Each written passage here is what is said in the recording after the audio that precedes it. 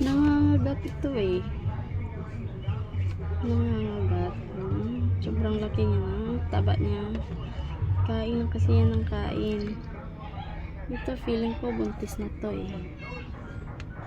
Buntis na siguro to. So tingin nyo ba guys? Buntis to guys.